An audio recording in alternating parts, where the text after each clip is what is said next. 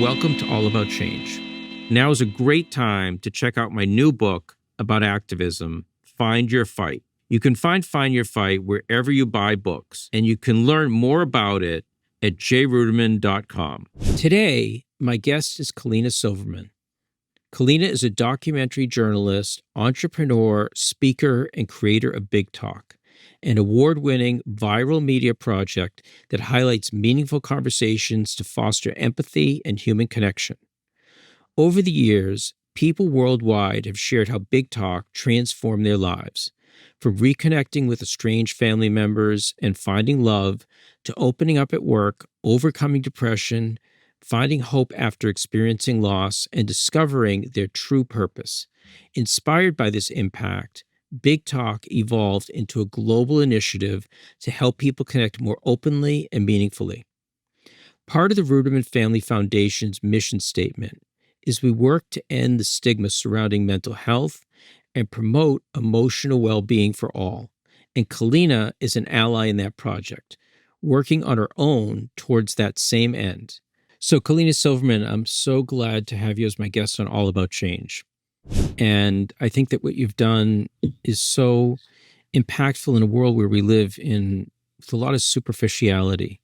You've been able to connect with people in a real way, and that's resonated. So I commend you for that, and I'm really looking forward to this conversation. Thanks so much. It's an honor to be on your podcast. I've heard you speak to so many inspiring people, so it's fun to just be here with you today. Thank you. Thank you so much. So Kalina, we're now 4 years out from the first COVID vaccine, and we lived in a time where we were particularly isolated, and there was a tremendous amount of loneliness. What would you say about the state of loneliness right now in 2025? I don't think it's changed too much. It seems like every year there's another factor contributing to loneliness. I received the most messages from people who were suffering with loneliness before COVID. During COVID, I think people actually were, if they were lucky, were able to shelter in place with people and actually have that face-to-face contact more often than not. I think now the new factor is AI, technology. It's easier to ask the internet a question than call up someone and ask them a question. I try to stop myself from Googling the answer to everything so I can make sure I have a real conversation about it. Yeah. So let's talk about, Big Talk, because it's become this worldwide phenomena and people really, really connected with it. And it's expanded, much beyond yourself. And how do you explain that? How do you explain that this is an idea that you had to really cut through the small talk and really get to, really what humanity is going through? What resonated with people? I call Big Talk a sort of grassroots global movement because it started off with a simple video of me walking up to strangers and skipping small talk. And then people would start messaging me and they'd say, "Hey, Kalina, I want to join your Big Talk movement." And I never even thought of it that way. I thought it was just a YouTube video that I made in college. And then people started reaching out and sharing examples of how they made Big Talk in their lives. I received a postcard from Thailand from a group of models who held a pizza party where they wrote down Big Talk questions and talked about it because they said the modeling industry is superficial. I had soldiers in Korea and Israel reaching out to me saying how the military is super rigid and it's hard to open up. And so they did Big Talk in the military. People in prison have written to me talking about how Big Talk was their solution to opening up about mental health struggles they were going through when they were in the psychiatric ward. So I think the reason it's taken off as a movement is because it's such a simple, universally resonant idea, and it doesn't matter who you are, where you live, what you do. The idea of asking meaningful questions of yourself and others to connect and feel less alone is universal.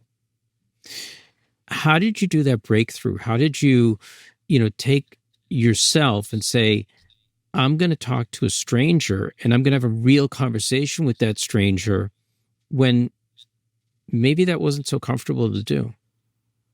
It was definitely nerve-wracking at first. I remember I was in Germany doing a project about the Holocaust, and I saw a question written on the Berlin Wall, and it said, "What do you want to do before you die?" And that question immediately stirred something emotionally in me. and I connected it to this name, Big Talk. And that's when I decided to try this experiment. I called it an experiment. I didn't know what would happen. I would approach strangers and skip the small talk to ask them, what do you want to do before you die?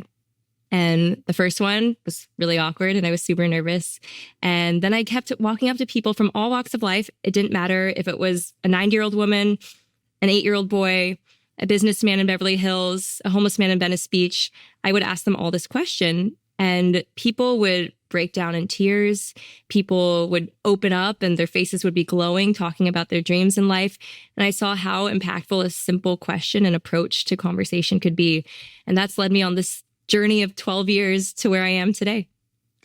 You know, one of the brilliant insights that you've had is that, you know, people can become lonely in an instant, which I think that we don't think. We think like loneliness is something that builds up over time and people are locked away and you know, they've shut themselves away from the world for whatever reason.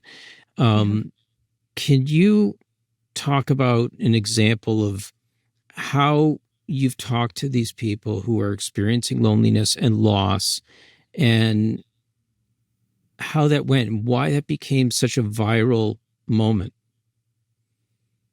I think I've learned over time that when you're talking to people about seemingly difficult, taboo, dark, heavy subjects like grief and loss, depression, approach it like you're their friend and don't approach it like it's something heavy. Like I talk to them with the same tone, something that's optimistic and hopeful and friendly and conversational, and just hear them out. Just listen to them like you're sitting with a friend over drinks, chatting about anything, right? And then that way people feel comfortable opening up as well. And I think it leads to such profound effects of someone feeling truly heard, comfortable, seen. And then when other people witness these conversations, they too feel like they're just sitting with a friend and hearing about it.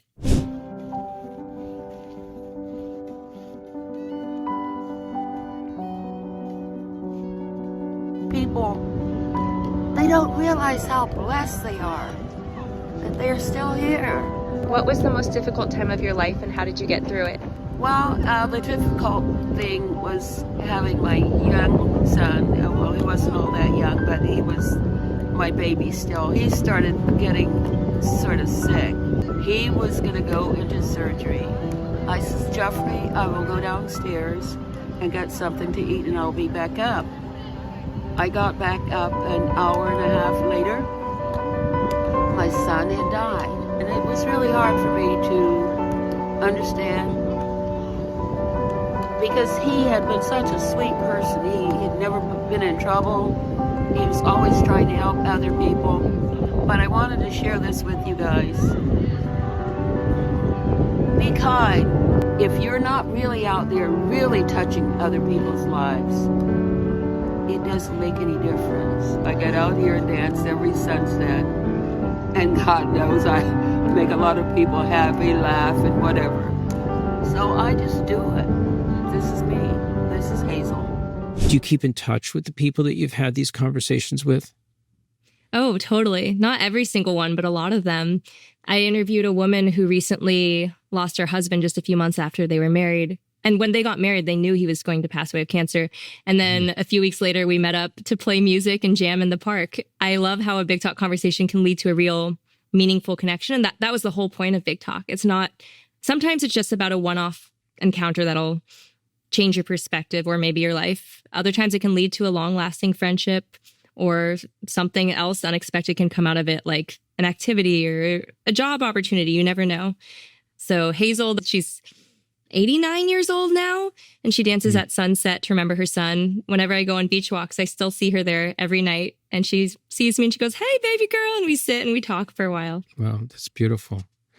And do you ever feel like, you know, when you're interviewing people, that you open up yourself and you talk about yourself and what you're going through, and are people able to, you know, give you insights and like how to maybe see things from a different perspective? That's a great question. I find when I'm doing these interviews, I don't really talk too much about myself, but I do feel like each conversation is a mirror and I learn something and take away something profound. Like every single conversation leaves behind some sort of life lesson. Maybe because I asked them if you could share a message with the world or a lesson with the world, what would it be? But it's always surprising and unexpected, and it doesn't matter who it is and what they do in life. Mm-hmm. I know that when I was listening to some of the questions, they struck me, because when you ask someone something like, what's the hardest thing that you've faced? And then you think about that yourself. Like, I thought about it myself. Mm-hmm. And, I'm going through a time right now where my youngest is going through a really, really difficult time. And it's been going on for a couple of years. And, of course. What are some other examples of some questions that you would ask someone that, are real big talk questions? So I always ask people that question, what's the most difficult experience you've been through? And then I ask, how did you get through it, or how are you moving through it? I think a big aspect of Big Talk is providing a ray of hope, no matter the situation. I ask people, what are you proud of in life? That really shows what people value. I ask, what do you want to do before you die? As I mentioned before, what's a life lesson you would share with the world? Or if you could speak to everyone in the world, what would you say?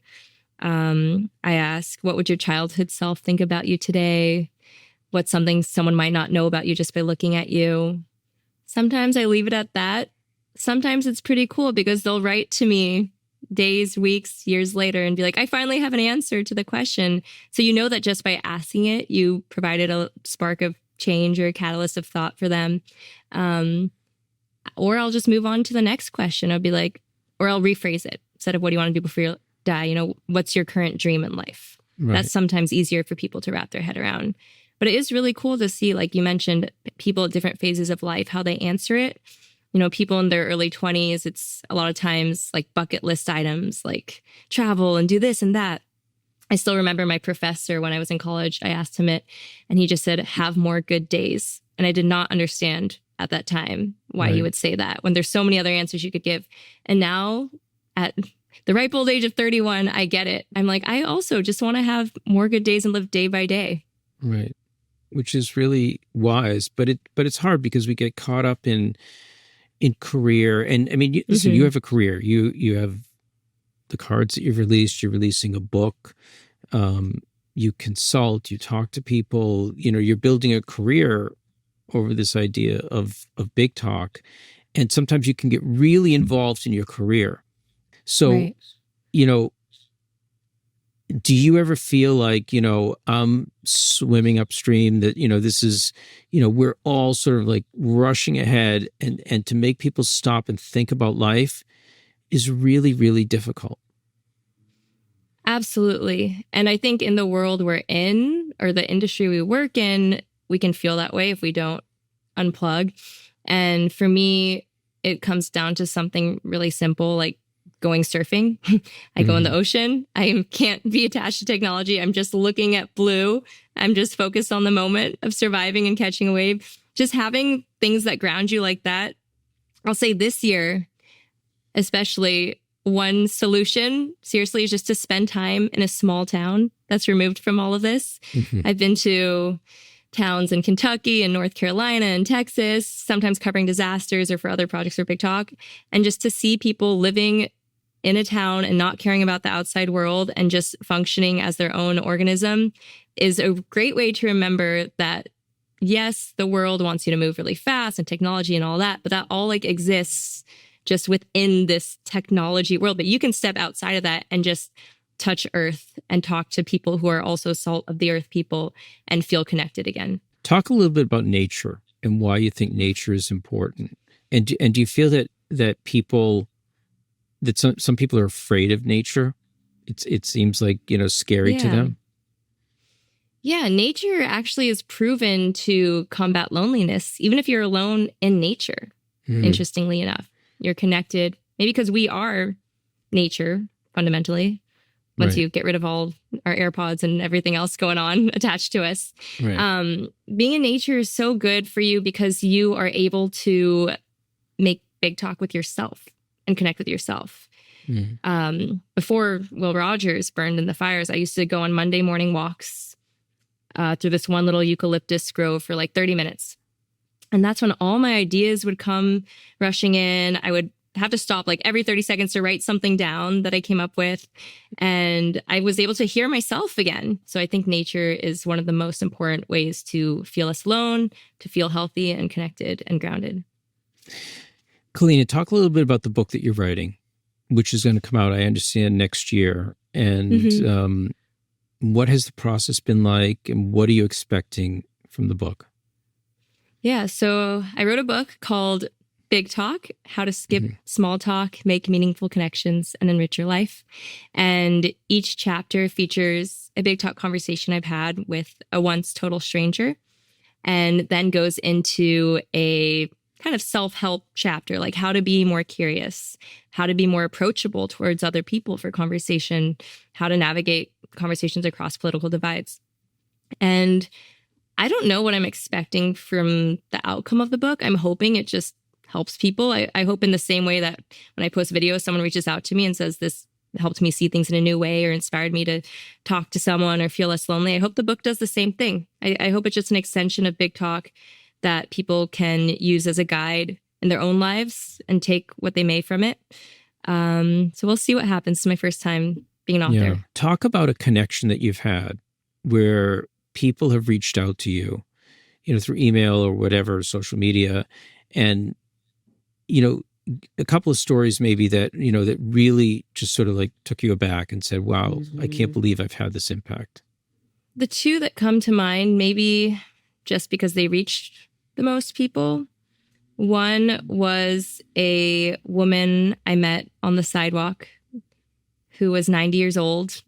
I was just walking at sunset, met her, and I asked her what her secret to life was. And again, it was such a simple answer. It was like, move your body well, feed your body well, and rest your body well. And I apply that body. I also think of your mind, right? Like move and feed and rest your mind well. And her words echo in my brain still.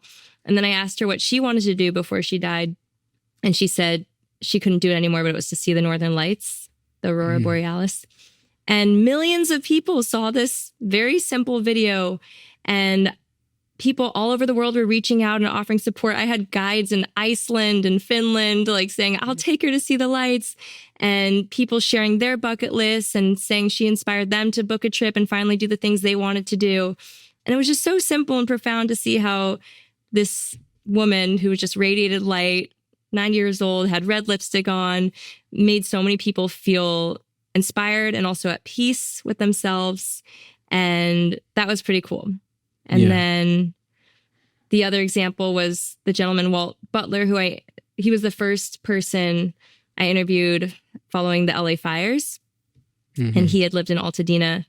And that was before I knew Big Talk could make a financial impact in people's lives. I just was watching the news.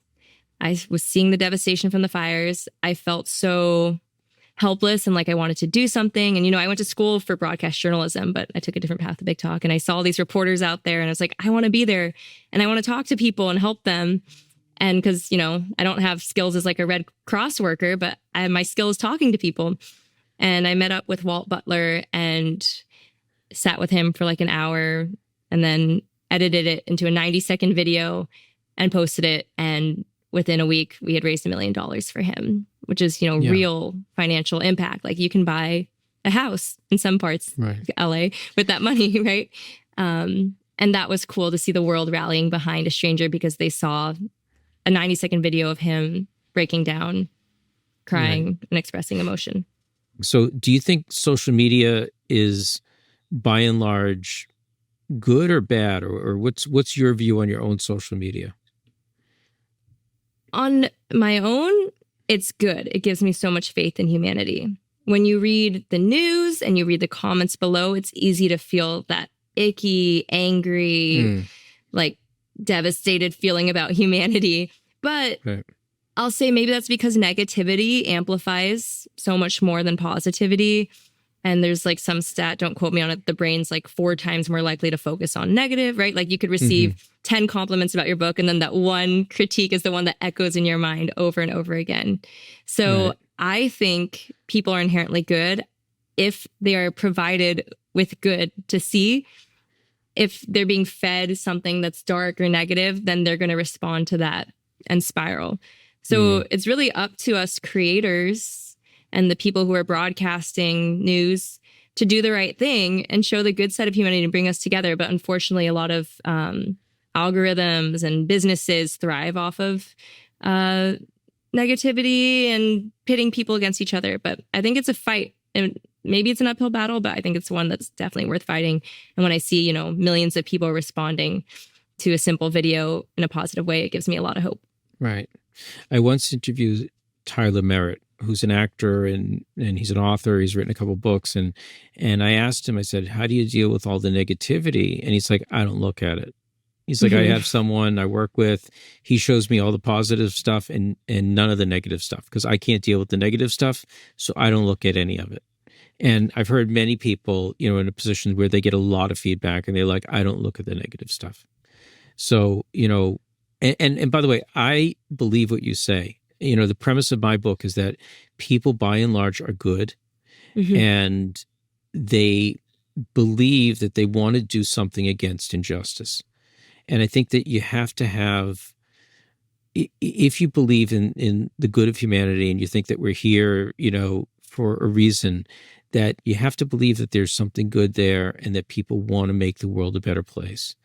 Because I think the opposite is just such a depressing way to look at the world. I agree with you. I think as long as you provide space for hope, hope will thrive and exist. So, Kalina, I want to ask you about being a journalist and your background in journalism. And you largely work outside the traditional news apparatus. How do you feel about our current, media ecosystem that set up, to connect people, but there are real blind spots? What's your view of that? I think there's so much responsibility on journalists now, and some of them are just deferring to what the news outlets or the stakeholders want and need to fund them. But I think it really falls on the individual to tell the truth. And I think that's what people are looking to now. A lot of people don't trust institutions as much, but they trust individuals, which is the rise of the creator, the influencer, the media personality, or the author, right? You have to be really discerning now. It's so easy to just see a headline. And a lot of them are so sensationalist. It's so frustrating to read these sensationalist, awful headlines from reputable organizations. So I think it comes down to just finding individuals that you trust.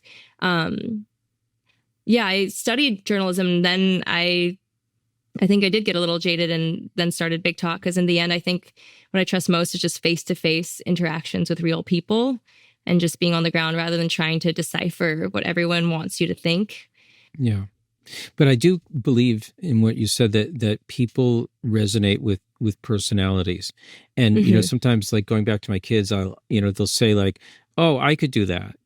And I'll be like, yeah, you could, but don't discount what people do, because the people who are successful, no matter what they do, whether they're in sports or they're in business, or even if they're a media personality, on YouTube or TikTok or whatever, they have something that's attracting people to them. They have a way of putting their message across. They're either funny or they're talented in how they speak, or, there's something that's attracting people to them. And I have, I guess the older I get, the more respect I have for what people do, because people find a way to find their success. And I think that that's something that you've done. You've been able to find your success, probably in a way that you never thought would be your path in life. Right. And it's not easy. I think a message to the young adults of today, you might see someone on social media and think, oh, they're so lucky. Their job is so easy. They just post a few videos and they make millions of dollars. That might be a few people, the top 0.0001%, but it's a grind and it takes so much thought and hard work and failure and embarrassment and side gigs and side hustles, at least speaking from personal experience, it's been 12 years to get to this point. And it's been a lot of moments of uncertainty and fear and sometimes shame that, I'm not making as much money as my friends who have normal jobs, right? But as long as you follow your passion, inherently in your gut and your heart that it's right and it feels good and you think it's making an impact, you will keep going and you'll figure it out. Right. So you recently lost funds for a Big Talk program because of federal budget cuts. Do you have a worry that People First work is being unappreciated by people who are at the levers of power? At times, I think it's not as easy as like selling a physical product that everyone needs, but everyone does need human connection, and funds exist. They just come from different places and you have to get creative and scrappy about it. Like, yes, I used to have a grant from the State Department and now that's gone because, as we know, a lot of things were cut in the government in the past year. But, now I have some brands funding some of the work I do. So you just have to always be mindful that the opportunities are there, but you have to look from different angles and different means to find them and to keep going. So you really have to become an entrepreneur. You have to Always. constantly think about, where is my funding coming from? Who am I going to be able to connect to? Who resonates with what I'm doing and can help their initiative in addition to what I'm doing? Yes, but I also think people find me. And that's the great thing about being public facing and putting your work out there. The right people will connect with you and it'll happen organically, spontaneously, and it'll be right because they found you and they connected with you and reached out. So I know as long as I keep doing what I'm doing, the opportunities will come, and they come in unexpected ways. Like, a lot of times if I'm like sitting down and brainstorming about how to fund myself or make money, like, it doesn't really happen. But then something random, like I interviewed a hospice nurse for a Big Talk and she had a book coming out. And then she was like, let me connect you to my agent. And now here I am 2 years later with a book deal and a book coming out because I just reached out to a woman on Instagram who I resonated with because she told stories about love and loss and grief and how to navigate death. Who would have known? Yeah. It's funny how the world works that way. Yeah. So how do people reach you? How do you like to be reached? And are there certain are there certain types of social media that you like better than others? Instagram is definitely my favorite platform.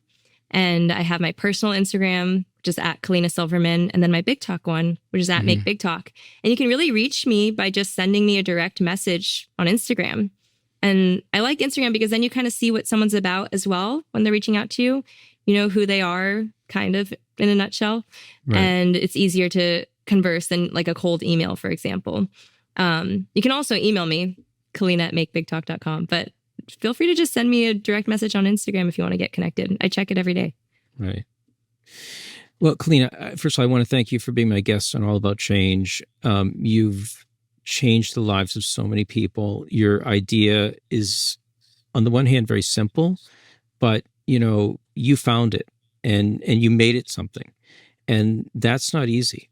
That takes, as you said, you put in a lot of years to get to this point. And, you have my respect for that because I know how difficult it is to work on something and it takes a long time. And, I wish you a lot of luck on your upcoming book and everything else that you're doing with your consulting and the cards and everything. I think you're going to touch so many lives. And in some ways, that's a lot more fulfilling than having a job where maybe your friends are, making a lot of money doing something that they may not enjoy so much. So thank you so much for your time. I really appreciate you. And I wish that you'll go from strength to strength. Thank you. And I appreciate your commitment to amplifying voices of change and activism because we need more of that. So everyone, if you have an idea and you want to help the world, stick to it. We need more of you. Thank you for being part of the All About Change community. We aim to spark ideas for personal activism, helping you find your pathway to action beyond awareness. So thank you for investing your time with us. learning and thinking about how just one person can make the choice to build a community and improve our world. I believe in the power of informed people like you to drive real change, and I know that what we explore today will be a tool for you in that effort. All right, I'll see you in 2 weeks for our next conversation, but just one small ask. Please hit subscribe and leave us a comment below. It lets us know that you value this content and it supports our mission to widely share these perspectives. If you're looking for more inspiration, check out this next video. I chose it for you, and I know you're going to enjoy it. I'm Jay Ruderman. Let's continue working towards meaningful change together.